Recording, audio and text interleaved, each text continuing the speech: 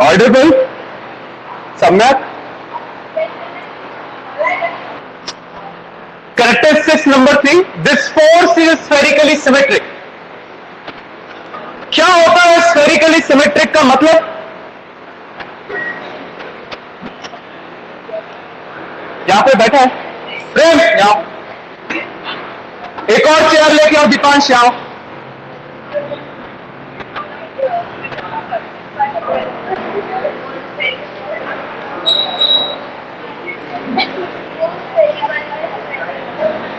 बैठ जाओ, ये खाली है, ये बैग हटाओ इस पर।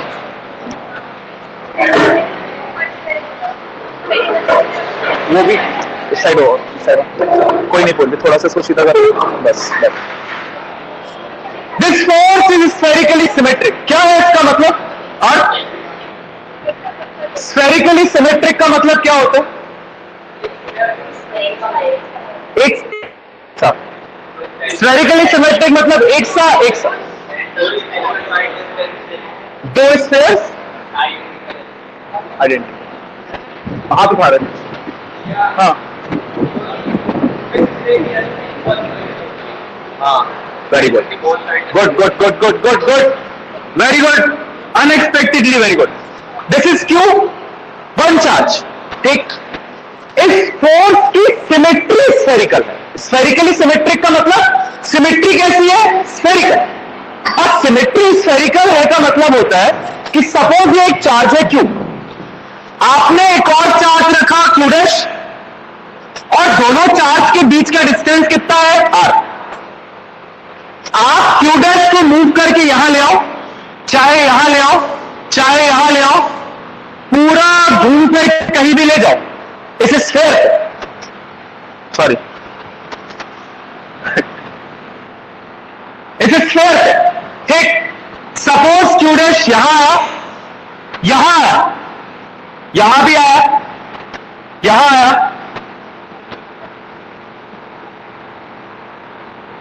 क्यू डैश कहीं भी चला जाए, जब तक ये डिस्टेंस आर है, क्यू और क्यू डैश के बीच में फोर्स चेंज होगा क्या? नहीं।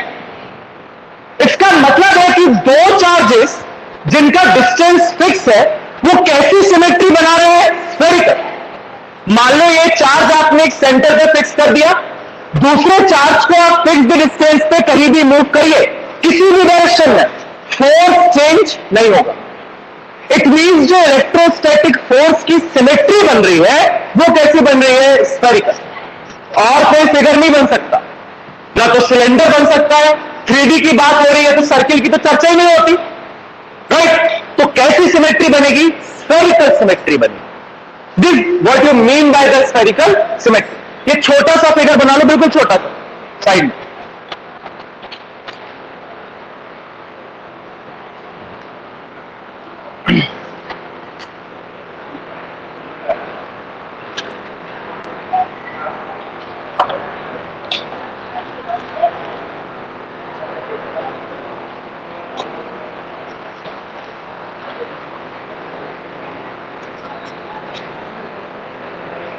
Number 4,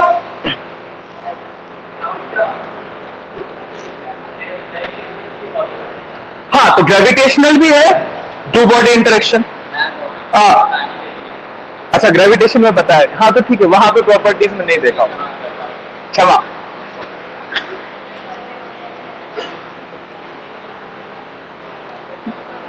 number 4,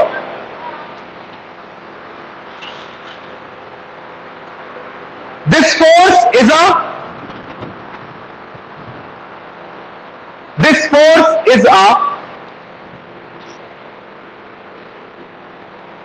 two body interaction. This force is a two body interaction. Now what is a two body interaction? नहीं, दो बॉडी के बीच में है सिर्फ, this is not a two body interaction. इसका पूरा मतलब क्या है? What do you mean by two body interaction? हाँ दोनों बॉडीज खींच रही हैं, ओके। हाँ एक्सीलेंट, दो बॉडीज के बीच में तो है, लेकिन किसी थर्ड बॉडी के आने से वो दो बॉडी के बीच का इंटरेक्शन अफेक्ट नहीं हो रहा है. That's what you mean by two body interaction. समझिए, this is a charge Q या Q dash and this is charge Q. दोनों के बीच में जो फोर्स लग रहा है वो F लग रहा है. मान लो मैं एक और चार्ज लेके आया Q डबल डैश. इस चार्ज के आने से इन दोनों के बीच का फोर्स चेंज नहीं हो. That what you mean by the two body interaction. Q और Q डबल डैश के बीच में मान लो फोर्स कितना है, F dash.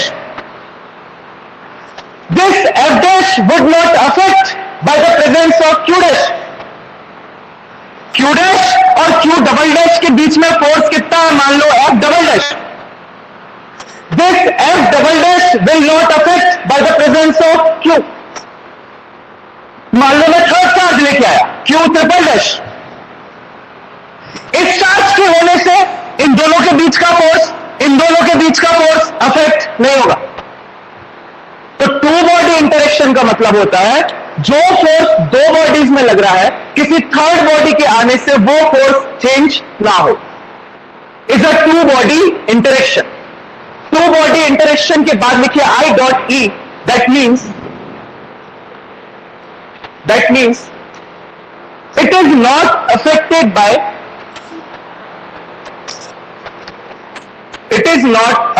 Bye the presence of it is not affected by the presence of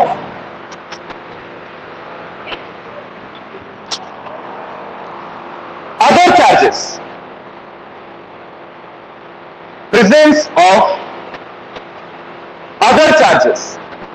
Full stop.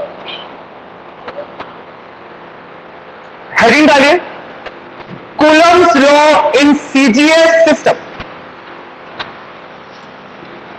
Coulomb's law in CGS system.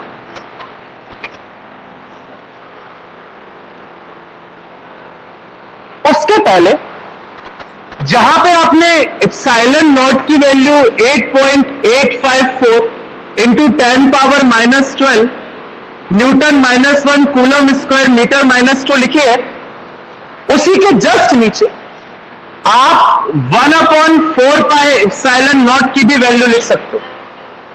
Good. क्योंकि epsilon not constant है जिसकी value आपको पता है, you can also find out the value of 1/4 pi epsilon not. That is also a constant. आपको सीधा याद रखना है 9 इंटू 10 पावर 9. यूनिट इसकी जस्ट उल्टी हो जाएगी, क्योंकि ध्यान करो एप्सिलॉन नॉट नीचे है तो यूनिट क्या हो जाएगी, ऊपर जाएगी. तो सब change, newton coulomb -2 meter square. उसी के नीचे लिख लो.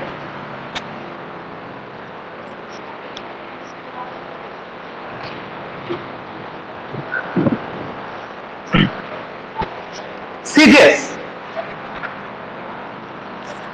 अच्छे से सुनिएगा. कल का जो एक टर्म एप्सिलॉन थोड़ा सा वेग लग रहा था, यहां जाके बहुत अच्छे से क्लियर हो. मैंने आपसे कहा था कि जो आपका कांस्टेंट है स्मॉल के, दैट कांस्टेंट स्मॉल के also depends on system of units. आपकी सिस्टम ऑफ यूनिट अब चेंज होने जा रही है, तो आपका कांस्टेंट भी अब क्या होगा, change.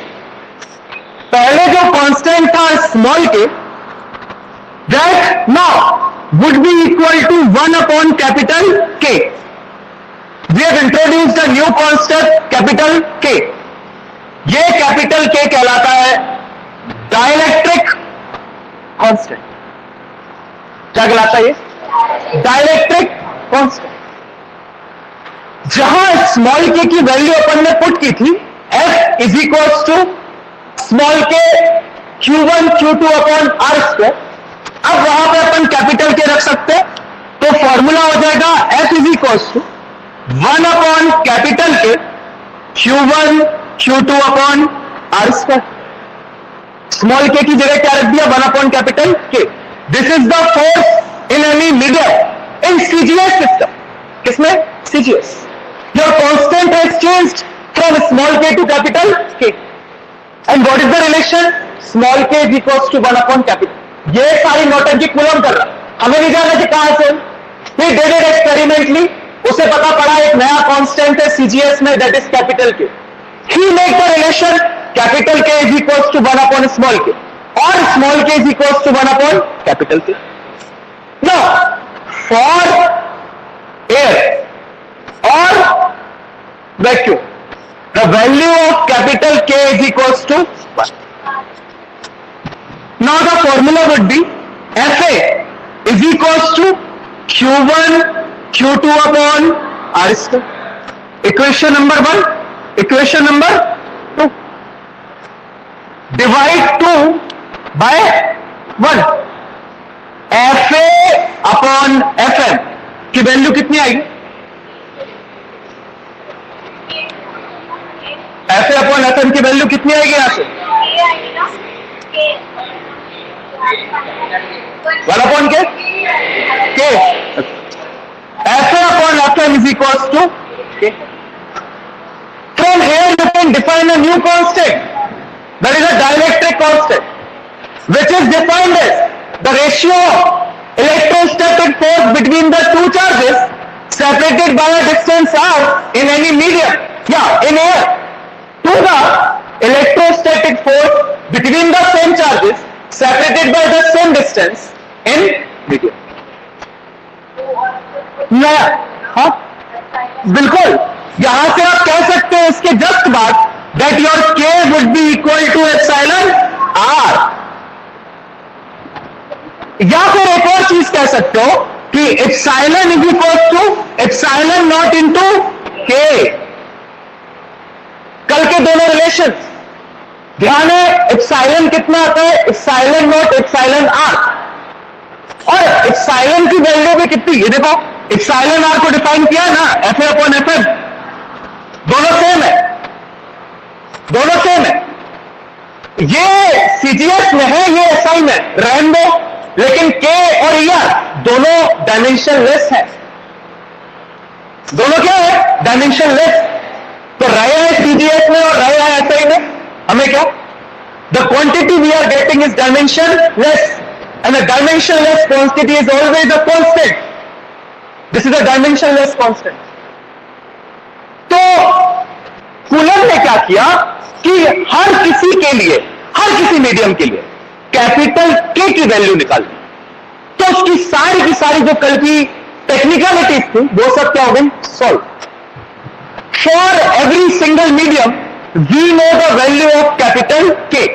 For example, capital K for air is 1, capital K for glass is 3 और 4.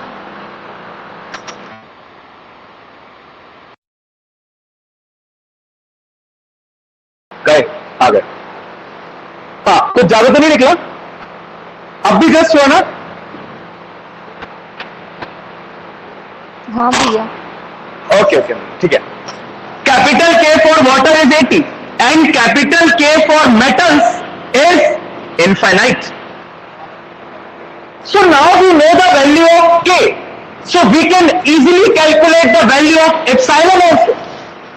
जो कल आपको लग रहा था कि epsilon कहां से आएगा, अब आ जाएगा, क्योंकि we know the value of epsilon naught, that is 8.854 into 10 power minus 12, and for any medium you know the value of what?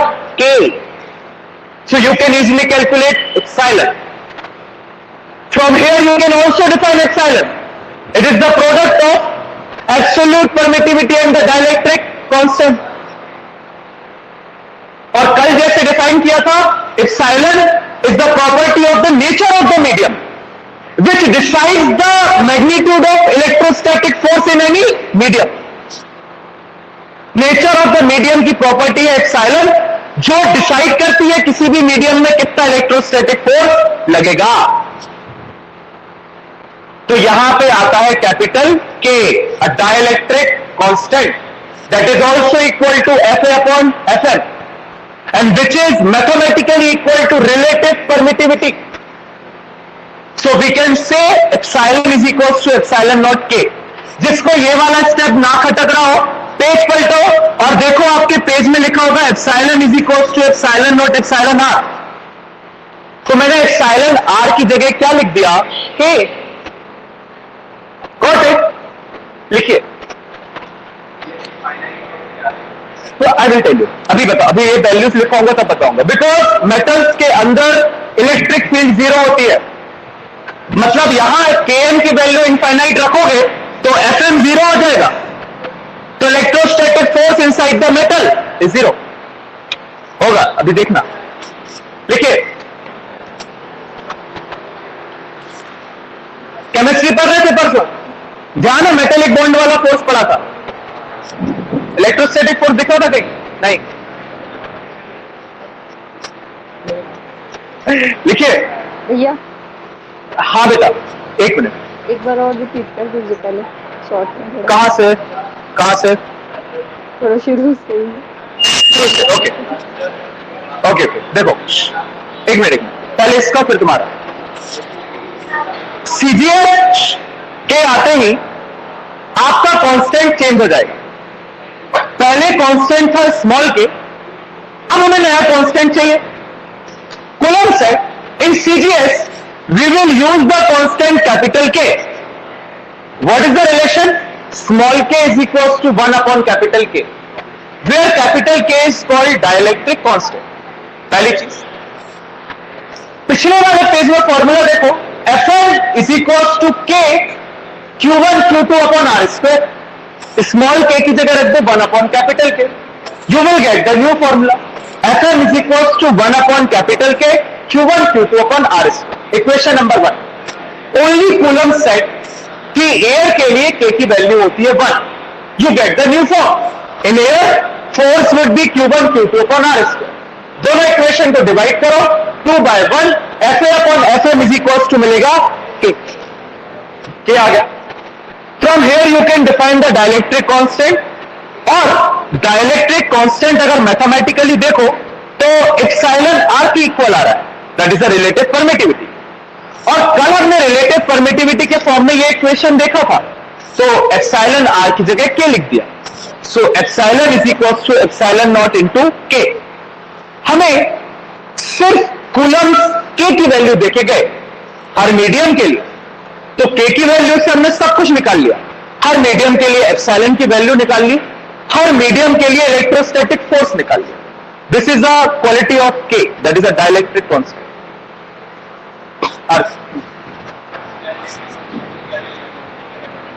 Dielectric constant की क्या वैल्यू है सुपर कंडक्टर्स के लिए, वो तो मुझे भी नहीं पता। आई हैव टू सी कि सुपर मतलब whether it is infinite. If a super conductor is a metal then it would be infinite, because super conductor is some element, right? Super conductor कुछ ना कुछ एलिमेंट होगा, इधर इट कुड बी अलॉय और it could be metal.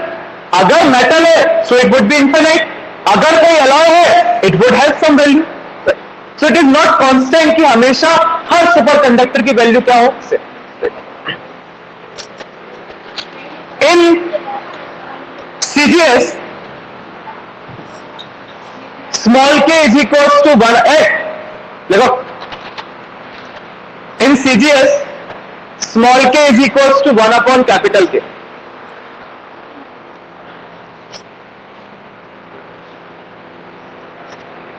Where capital K is equals to dielectric constant, where capital K is equals to dielectric constant.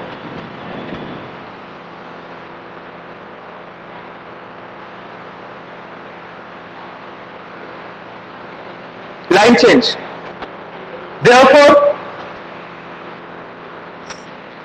Coulomb's law in SHM. Therefore, Coulomb's law in SHM. Equation number 1 लिखिए। Sorry, in CGS, Coulomb's law in CGS। अभी wait उतरा नहीं है, अभी पढ़ाया था। Coulomb's law in CGS, recording में cut कर CGS, कॉमा, इक्वेशन नंबर 1 लिखिए। हाँ भैया, उसके बाद लिखिए फॉर एयर और vacuum K is equal to 1, एक ही लाइन में लिख लेना। For air slash vacuum K is equal to 1, ऐसे लिख लो और एक क्वेश्चन नंबर 2 दे दो।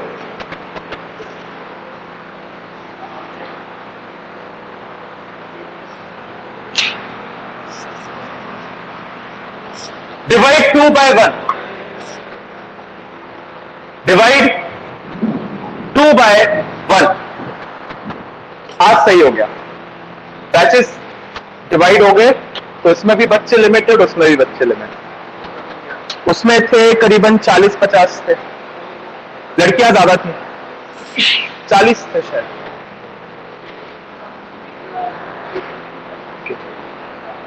क्या लिखा? Divide 2 by 1, FA upon FM is equals to K।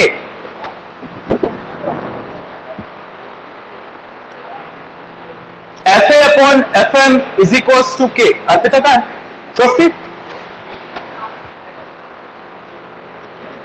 FA upon FM is equals to K, bracket, plus line change, dielectric constant can be defined as,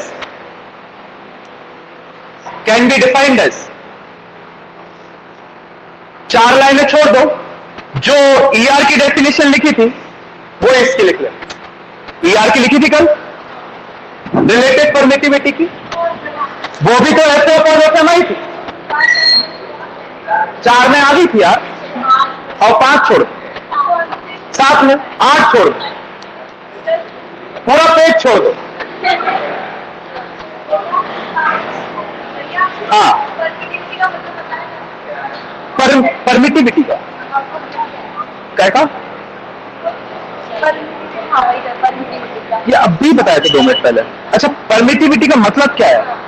अभी sir, permittivity is defined as the property of the medium, जो आपको nature of medium के बारे में बताती है। Permittivity आपको यह बताएगा कि किस मीडियम में कितना इलेक्ट्रोस्टैटिक फोर्स लगना है। So permittivity is a constant for a particular medium. ठीक है, ऑयल के लिए कुछ होगी, एयर के लिए जो होती है इसी को अपन कहते हैं एब्सोल्यूट परमिटिविटी, एप्सिलॉन नॉट, जिसकी वैल्यू है 8.854 into 10 power minus 12। So permittivity will define the nature of the medium. हाँ, हो गया, ठीक है, छोड़ दी lines. Okay, change the value of K, उसके नीचे लिखे the value of K for some mediums,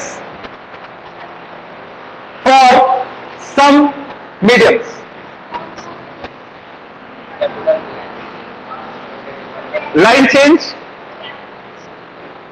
for air is equals to 1, for air is equals to 1, line change, for glass 3 और 4, line change, for water 80, for metals infinite.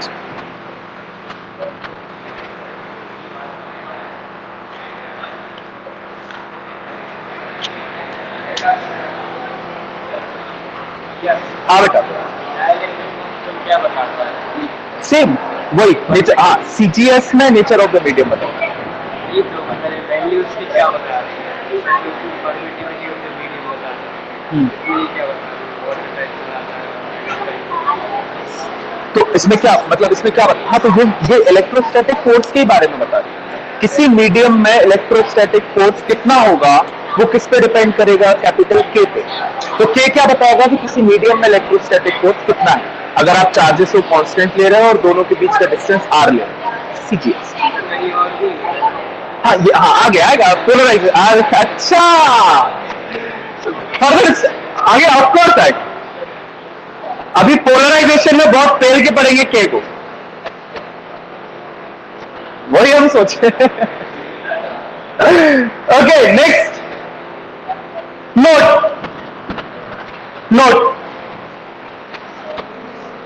Note number 1,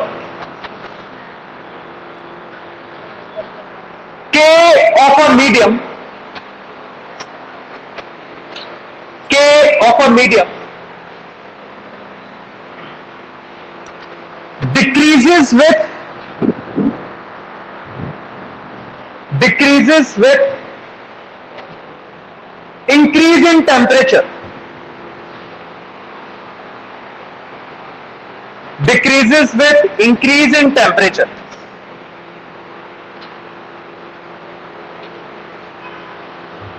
Full stop. Example. For water,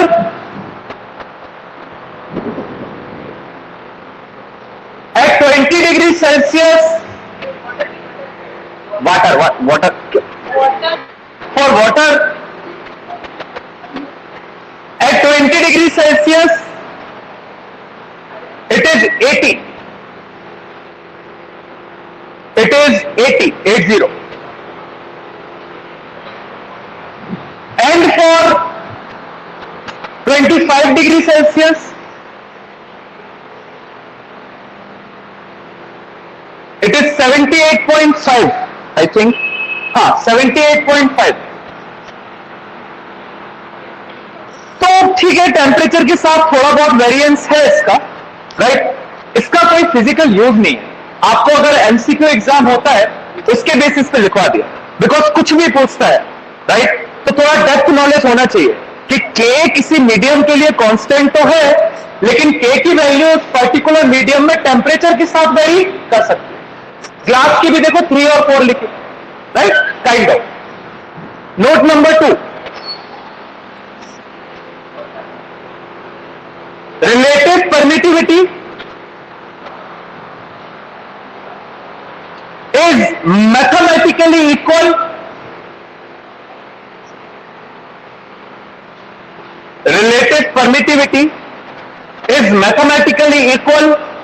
to dielectric constant.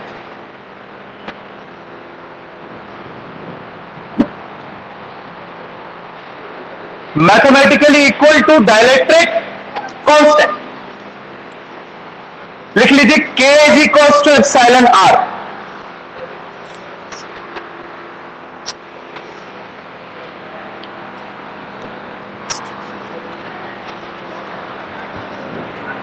K is equals to epsilon R. इसी के अगला step, epsilon is equals to epsilon naught epsilon R. कौन है ये? Epsilon is equals to epsilon naught epsilon R. sorry, epsilon naught K.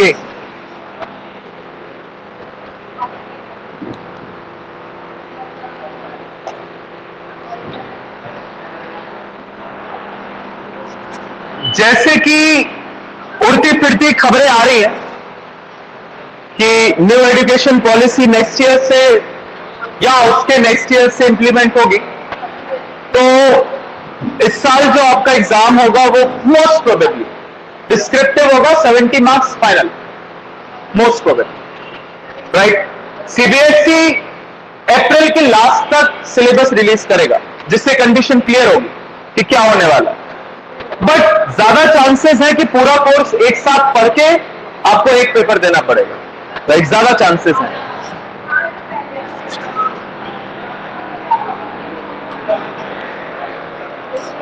तो अगर, इसलिए बताया कि अगर पूरा पेपर देना पड़ा तो फिर ये इंपॉर्टेंट हो जाता है, Coulomb's law in vector form. Now comes the class 11, Coulomb's law in vector form, right? Okay, Coulomb's सिर्फ मैग्नीट्यूड बता के गए। क्या लिखा आपने कूलम्स लॉ में? It states that the magnitude of electrostatic force, definition पढ़ो, लिखा है उसमें, it states that the magnitude of electrostatic force is a vector quantity, we need to give it a direction. देखिए, एक चार्ज, दूसरा, दोनों के बीच में डिस्टेंस. हमें यह प्रूव करना है कि जितना फोर्स Q2 Q1 पे लगाएगा उतना ही फोर्स Q1 Q2 पे लगाएगा, बट अपोजिट डायरेक्शन. Q1 पे फोर्स कौन लगा रहा है? Q2. और Q2 पे फोर्स कौन लगा रहा है? Q1. ये दोनों फोर्सेस के मैग्नीट्यूड सेम है और ये दोनों फोर्सेस एक दूसरे के अपोजिट डायरेक्शन में लग रहे हैं. We need to prove, right? अब देखिए, अगर Q1 और Q2 दोनों का जो साइन है वो सेम है, दोनों पॉजिटिव. पहले इस केस के लिए देख लेते हैं, दोनों चार्जेस कैसे हैं? पॉजिटिव. तो Q1 पे जो Q2 फोर्स लगाएगा वो किस डायरेक्शन में लगाएगा? इस डायरेक्शन में कि अंदर की तरफ? अच्छी सुनिए, दोनों चार्जेस पॉजिटिव है. Q1 पे जो फोर्स लग रहा है Q2 के कारण वो किस डायरेक्शन में लग रहा है? बाहर की तरफ. गुड. Q1 को Q2 रिपेल कर रहा है. कहां पर रिपेल कर रहा है? बाहर. This is the direction of force on charge Q1 due to charge Q2, जिसको हम लिख सकते हैं वेक्टर F12. लिख सकते कि नहीं? Similarly force on charge 2 due to charge 1 इस डायरेक्शन में, जिसको आप लिख सकते हो F21. Force on charge 2 due to charge 1, force on charge 1 due to charge 2. आप देख सकते हो, देखो ये दोनों एक दूसरे के अपोजिट डायरेक्शन में है. तो हमें प्रूफ क्या करना है? At the end F12 vector is equals to minus F21 vector. इसी का मतलब तो होगा कि दोनों फोर्सेस एक दूसरे के इक्वल और अपोजिट हैं. We need to prove this, right? F12 is equals to minus F21. देखो, now we will introduce a new thing. Not that new. ये है रेडियस वेक्टर R. यहां से यहां तक का डिस्टेंस क्या है? R. अब radius is also vector, position vector है ना. तो R का यूनिट वेक्टर 1 से 2 की तरफ क्या हो सकता है? R12. मैंने कहा कि R को डायरेक्शन दे दो. डायरेक्शन कौन देता है? Unit vector. अगर आपको ध्यान हो, यूनिट वेक्टर होता है वेक्टर अपॉन एक्स मैग्नीट्यूड. मतलब कि अगर गाड़ी की वेलोसिटी है 5 मीटर पर सेकेंड ईस्ट और इसका मैग्नीट्यूड है 5 मीटर पर सेकेंड, तो 5 मीटर पर सेकेंड से 5 मीटर पर सेकेंड कैंसिल हो गया. क्या बचा? ईस्ट. तो यूनिट वेक्टर क्या बताता है? डायरेक्शन. तो मुझे अगर ये R मैग्नीट्यूड डिस्टेंस को डायरेक्शन देना है तो उसको मैं दो डायरेक्शन दे सकता हूं. पहला 1 से 2 की तरफ, that would be R12 unit vector. दूसरा 2 से 1 की तरफ, that would be R21 unit vector. दे सकता हूं कि नहीं? I can get 2 directions, R12 unit vector, R21 unit vector. किसको दिए? इस रेडियस. क्यों दिए अभी समझ में आएगा. देखो, if I will write F12 force on charge 1 due to charge 2 is equals to 1 upon 4 pi epsilon naught. सारी की सारी कहानी कहां चल रही है? एयर. तो एप्सिलॉन भूल जाओ. अब सीधा सीधा किससे डील करेंगे? Epsilon not. 1 upon 4 pi epsilon naught Q1 Q2 upon R square. यह तो हुआ फोर्स का मैग्नीट्यूड, लेकिन अब आपने फोर्स को दे दिया है वेक्टर. तो अब यहां पे भी हमें एक वेक्टर लगाना पड़ेगा, तब तो जाके ये वेक्टर बनेगा. तो जो फोर्स 1 पे लग रहा है 2 से, किस पे लग रहा है? 1 पे 2 पे। किस डायरेक्शन में लग रहा है? इस डायरेक्शन में रेडियस का कौन सा यूनिट वेक्टर है? कौन सा यूनिट वेक्टर है? R2। यहां पे मैं लिख देता हूं R21 यूनिट वेक्टर। ये लिखने से इसके मैग्नीट्यूड में कोई चेंज आएगा क्या? नहीं, बिकॉज यूनिट वेक्टर सिर्फ क्या बताता है? डायरेक्शन। तो मैंने अपने फोर्स को क्या दे दिया? डायरेक्शन। तो अब मेरा फोर्स क्या बन गया? वेक्टर। यही तो करना था। कूलम ने मैग्नीट्यूड दे दिया था, मुझे उसको क्या देना था? डायरेक्शन। तो मैंने डायरेक्शन कैसे दिया? मुझे पता है जिस डायरेक्शन में F12 लग रहा है उस डायरेक्शन में रेडियस वेक्टर का कौन सा यूनिट वेक्टर है? R21। 2 से 1 की तरफ। और फोर्स कौन सा लग रहा है? F12। Force on charge 1 due to charge 2। तो देखो F12 की तरफ रेडियस वेक्टर कौन सा है? R21। तो मैंने इस फोर्स को क्या दे दिया? डायरेक्शन। समझ में आया ये वाला point? This is very important. ऐसे वेक्टर को यूज करना है पूरी क्लास 12।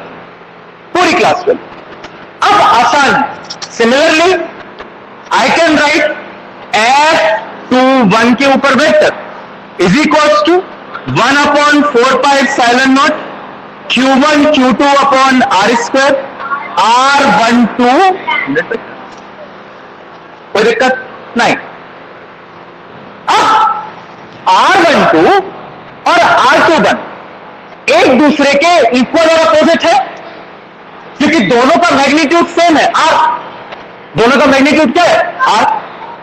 तो इन दोनों के सिर्फ डायरेक्शंस अलग अलग है। तो I can write since R12 unit vector is equal to minus R21 unit vector. लिख सकता हूं कि नहीं? बिल्कुल लिख सकता हूं। ये वैल्यू R12 की यहां पे क्या कर दो? Put. You will get F21 vector is equal to, ये माइनस साइन यहां से बाहर ले लो तो यहां आ जाएगा 1/4πε0 Q1 Q2 अपॉन R²। और साथ में R12 की जगह क्या हो जाएगा? R21 unit. ये वैल्यू F12 की इक्वल है। आगे क्या नहीं समझे? ये वैल्यू F12 की इक्वल है, तो इसकी जगह क्या लिख दो? F12। So F21 is equal to minus of, आओ तो ठीक है, लो ठीक है, हो गया प्रूफ। यही प्रूफ करना था कि F21 is equal to minus of F12। तो हो गया प्रूफ, कोई दिक्कत नहीं। मतलब कि both the charges are applying the equal and opposite forces on each other. अगर चार्ज 1 चार्ज 2 पे 10 न्यूटन का फोर्स लगा रहा है तो चार्ज 2 चार्ज 1 पे भी 10 न्यूटन का फोर्स लगाएगा, बट अपोजिट डायरेक्शन। क्या हो गया प्रूफ? यही करना था। F21 is equal to minus of F12। अगर आपके चार्जेस प्लस और माइनस होते तो भी कोई फर्क नहीं पड़ता, बट वेक्टर्स का डायरेक्शन चेंज हो जाता। देखो ये जो फोर्सेस बाहर की तरफ भाग रहे हैं, अब ये फोर्सेस कहां को भागते? अंदर। अब अट्रैक्शन होता, तो ये जो फोर्सेस के डायरेक्शन है ये उल्टे हो जाते। You will get the same thing, you will have the same derivation, only the science will change here. यहां पे आपके फोर्सेस के डायरेक्शंस क्या हो जाएंगे? चेंज। बाकी सब सेम। समझ में आया वेक्टर कैसे यूज हुआ? देखिए, consider, before consider make the diagram. डर गए? Before consideration make the diagram. Nikita,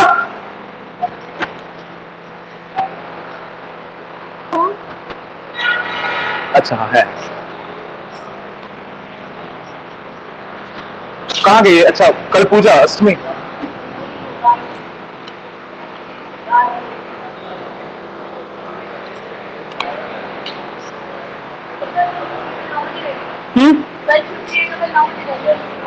नहीं, कल हॉलीडे, कल मॉर्निंग में सबके अष्टमी की पूजा है यार, तो कल इवनिंग में ही रखना पड़ेगा।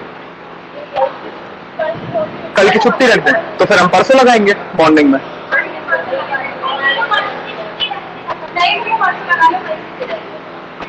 रुक जा, अबे आज तो पढ़ो।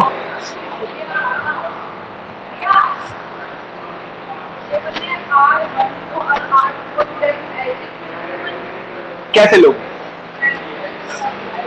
जैसे मान लो, हाँ तो ठीक है ऐसे ले लो ना, जैसे मान लो तुम्हें ऐसे लेना, तो यहां पे R21 लिख दो। तो या तो 2 से 1 की तरफ ले रही हो या 1 से 2 की तरफ। जो वेक्टर 1 से 2 की तरफ ले रही हो उसको R12 लिखोगी और उसके ऊपर यूनिट क्या पाएगी, वो लिख कहीं भी दो, यहां लिख दो चाहे यहां लिख दो।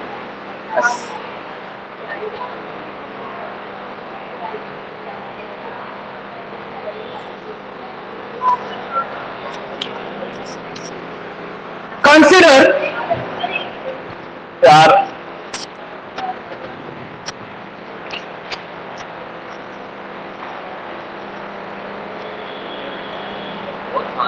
बहुत पानी खा रहा। Consider 2 charges Q1 and Q2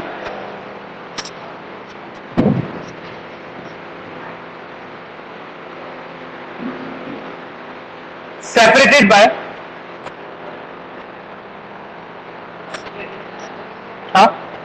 consider 2 charges Q1 and Q2 separated by a small distance, a distance r, a distance r, small r, full stop. By Coulomb's law, by Coulomb's law, पूरा लिखो and तक, यहां से लेके यहां तक, यहां पे बनाना सिंस और यहां पे लगाना इट इंप्लाइज दैट, और फिर देयरफॉर ब्रैकेट।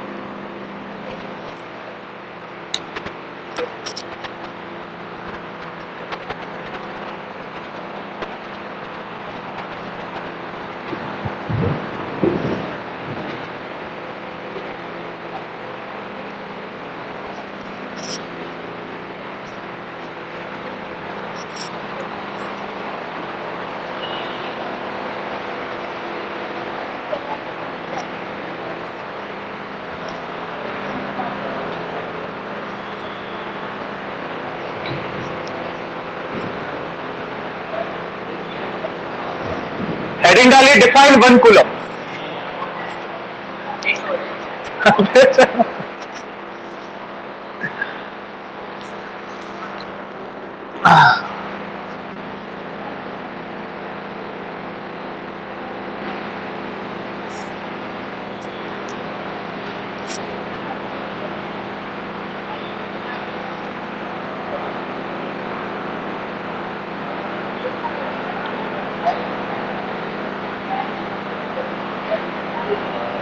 आज देवांश नहीं आया।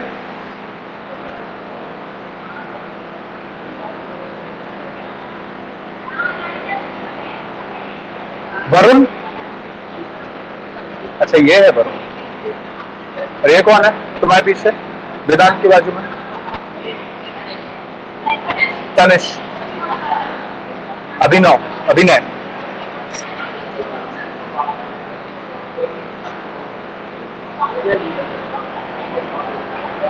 हो गया? हेडिंग डालिए डिफाइन 1 कूलम।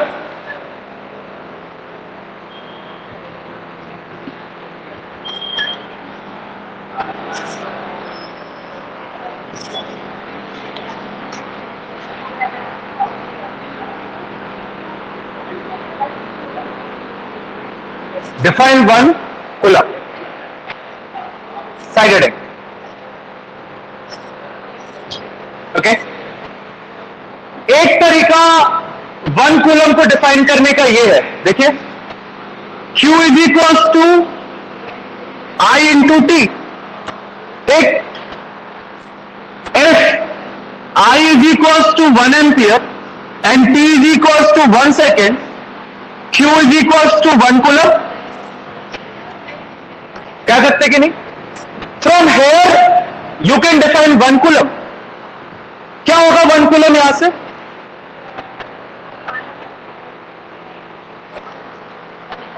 हाँ सुन रहे हैं. हाँ डेफिनेशन.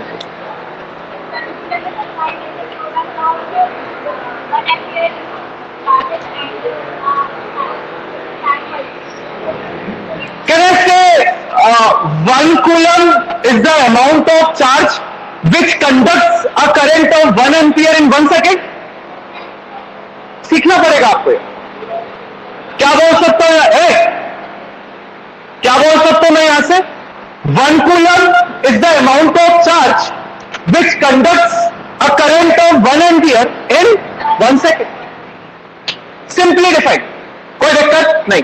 ऐसे नहीं करना, लेकिन यहां कैसे करना? F is equals to 1 upon 4 pi epsilon naught Q1 Q2 upon R square. इस फॉर्मूले से आपको Q कितना बनाना है? 1 कूलम. अब पहले तो यहां पे 2 Q है, तो उसे 1 Q बनाना पड़ेगा, तो दोनों को सेम ले ले. ठीक. दूसरी चीज 1 upon 4 pi epsilon naught की मैथमेटिकल वैल्यू आपको पता है. You can write F is equals to 9 into 10 power 9 Q1 Q2 upon R square. पहली चीज, आपकी फर्स्ट प्रायोरिटी है कि आपको Q को कितना बनाना है? 1 कूलम. तभी डिफाइन होगा. और ये करने के लिए मुझे F Q1 is equals to Q2 is equals to कितना लेना पड़े? Q. और R कितना लेना पड़े? 1 मीटर. ठीक. तो अभी ये वैल्यू बच रही है, तो ये वैल्यू कैंसिल हो जाए तो मैं फोर्स को कितना ले लूं? 9 into 10 power 9 न्यूटन. अगर मैं फोर्स को 9 into 10 power 9 न्यूटन ले लूंगा तो ये और ये यहां से कैंसिल हो जाएगा. Q स्क्वायर अपॉन 1 बचेगा, तो Q कितना आ जाएगा? Plus minus 1. सब कुछ ऐसा ही में है, तो Q हो जाएगा प्लस माइनस 1 कूलम. देखो ये वैल्यूज एक काम करो, इस फॉर्मूले में रख के देखो. F की जगह कितना रख दो? 9 into 10 power 9 is equals to 9 into 10 power 9. Q1 Q2 same, Q square. R की वैल्यू 1, सो 1 स्क्वायर 1. 9 into 10 power 9 से 9 into 10 power 9 cancel. Q square कितना आ गया? 1. और Q कितना आ गया? Plus minus 1 coulomb. तो प्लस माइनस 1 कूलम बनाने के लिए क्या करना पड़ा? पहली चीज, दोनों चार्जेस को सेम करना पड़ा. दूसरी चीज, दोनों के बीच का डिस्टेंस कितना लेना पड़ा? R. And third and the most important thing, तो मैं फोर्स कितना रखना पड़ा? 9 into 10 power 9 कूलम न्यूटन. अब यहां से आप चार्ज डिफाइन कर सकते हो. क्या होगा प्रेम? What is 1 coulomb? हाँ ठीक है.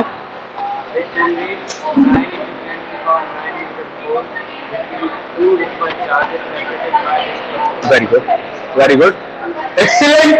और कोई who wants to define what is 1 newton? Parth, पता ही नहीं, फोन चला लो. क्या चल क्या रहा है क्लास में? हाँ तो डिफाइन करो 1 कूलम. हाँ is okay, so the demos are going on, that's why I'm not taking it that much seriously, but दो इंस्ट्रक्शंस बहुत अच्छे से ध्यान रखिए. अगर आप क्लास में अपना फोन चलाएंगे, स्नैप्स बनाएंगे, फिर पोस्ट करेंगे, तो या क्लास के पहले या क्लास के बाद में कर लिया करिए.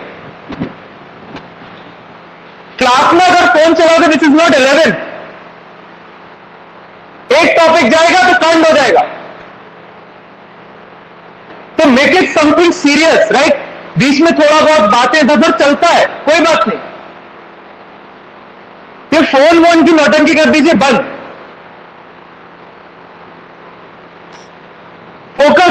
right? What is 1 coulomb? Durgesh. When there is a force of 9 into 10 to the power 9 Newton between two identical charges, separated by distance 1 meter. The charge carried by them is said to be One. Okay, good.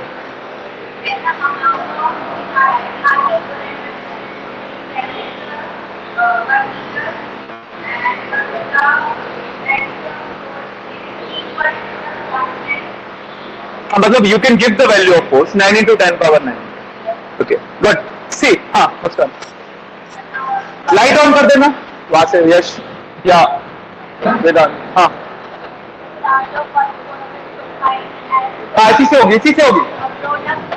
आ जाओ.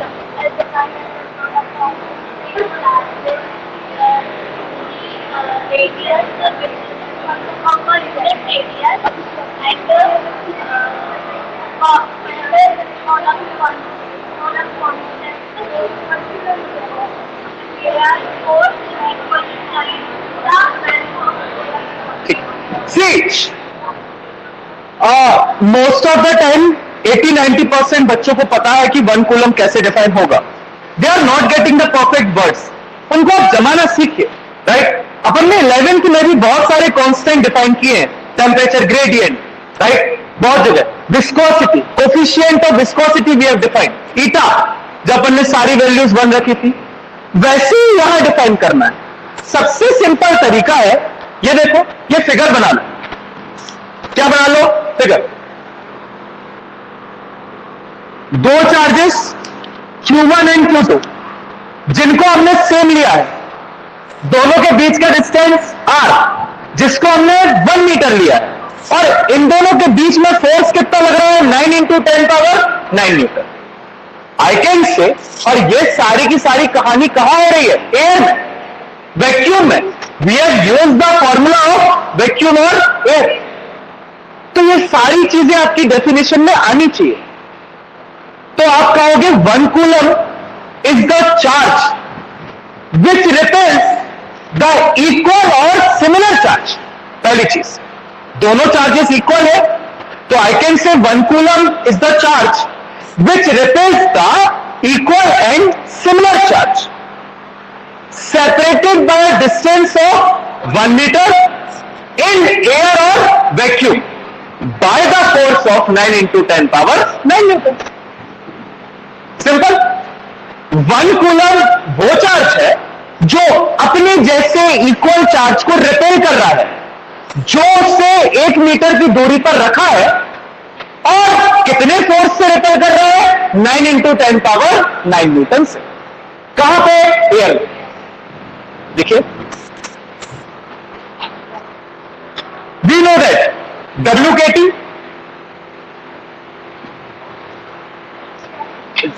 WKT के बाद ये पूरा यहां से लेके यहां तक,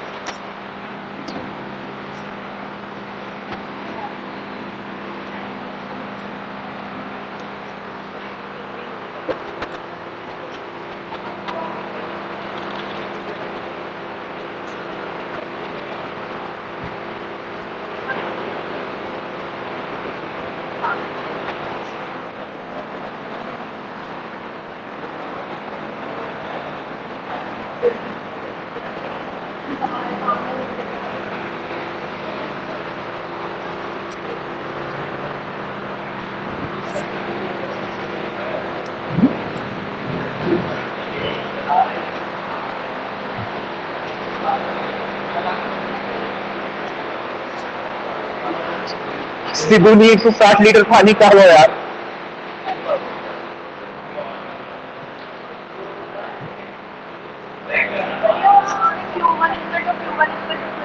हाँ, Q1 is equals to Q2 A, Q2 is equals to Q, ये कॉमन है.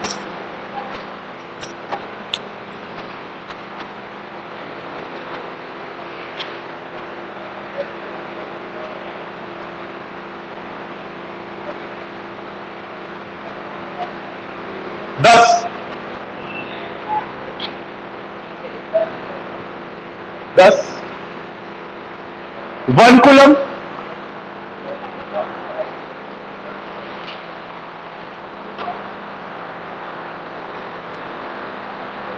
can be defined as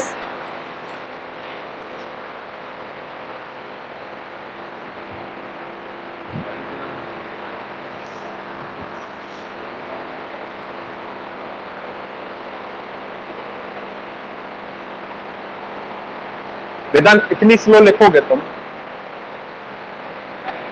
आराम आराम से गड़ा गड़ा के 1 coulomb can be defined as a charge which repels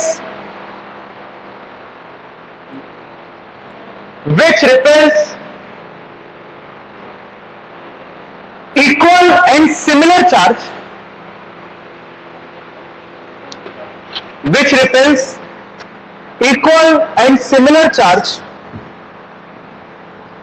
placed at a distance of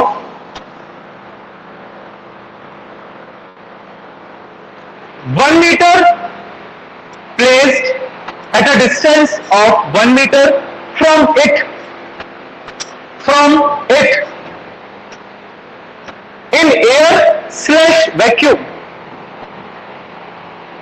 in air/vacuum, comma,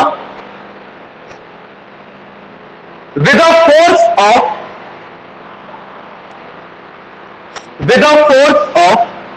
9 into 10 power 9 Newton.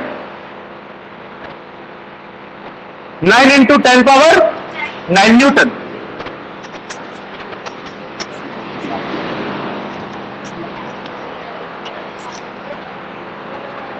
Other units. Number 1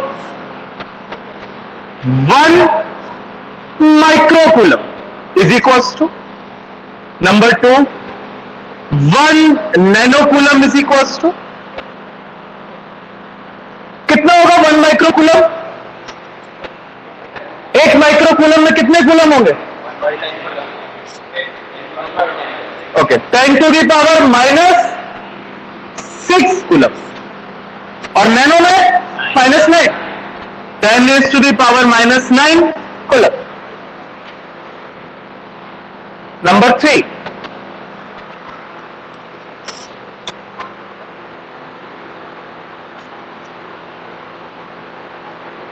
in CGS,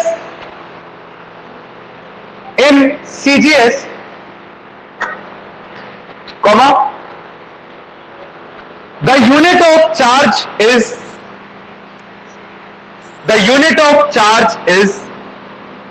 stat coulomb, STAT, stat coulomb, या SEO कहते हैं, electrostatic unit, bracket में ESU.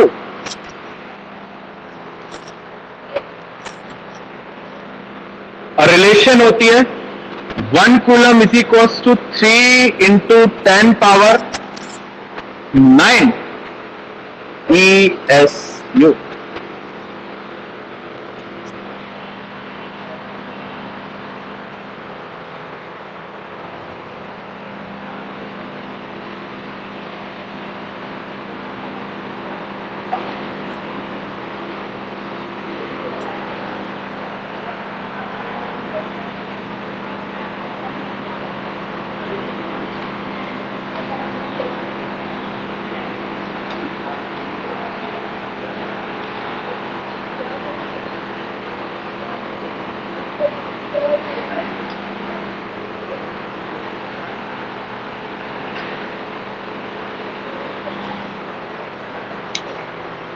Another unit is EMU, electromagnetic unit.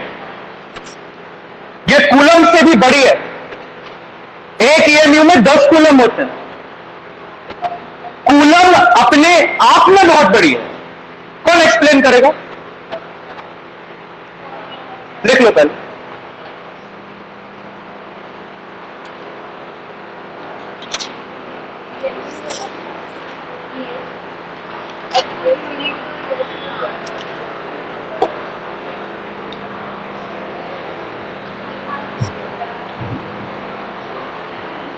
मैंने कहा कि 1 coulomb बहुत ही ज्यादा amount of charge को शो करता है। आप कैसे एक्सप्लेन कर सकते हो? The hint is the definition of 1 coulomb. The hint is the definition of 1 coulomb. 1 coulomb अपने आप में बहुत ही ज्यादा लार्ज अमाउंट ऑफ चार्ज है।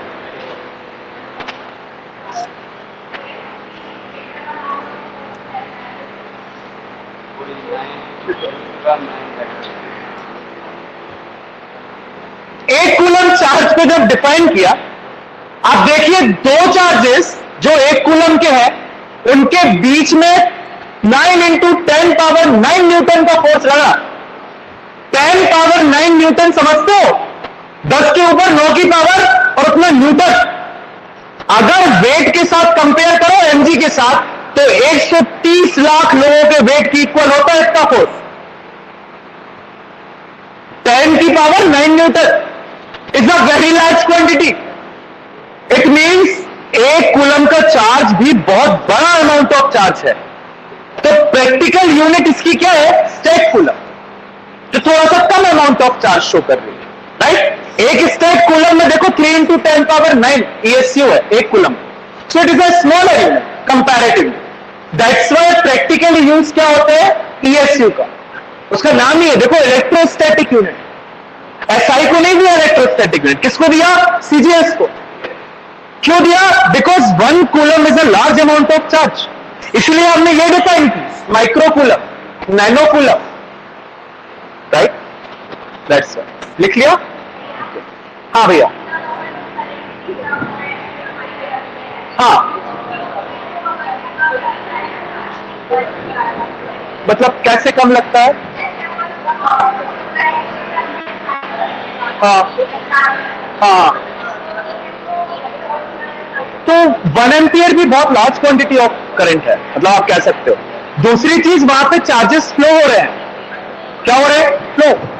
थर्ड थिंग, आपका वहां पे जो अमाउंट ऑफ चार्ज है, it could B large because it is distributed in a large quantity. Conductor बहुत बड़ा है, इसलिए स्मॉल लेवल पे चार्ज स्टैटिकली डील करना है। अगर रेस्ट पे तो करिए। नेक्स्ट हेडिंग, ये टाइम देख लेगा तुम लोगों ने, अभी नहीं देखा ना? Good. Next heading, Coulomb's law in, अरे हेडिंग बस डाल लो, in position vector form. Coulomb's law in position vector form. So now we are kinda managed. बच्चे बट गए तो थोड़ा ठीक है, हाँ वो उतनी नहीं है।